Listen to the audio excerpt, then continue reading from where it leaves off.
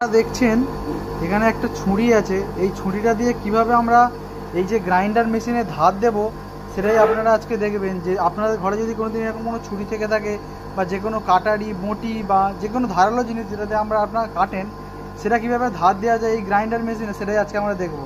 দেখুন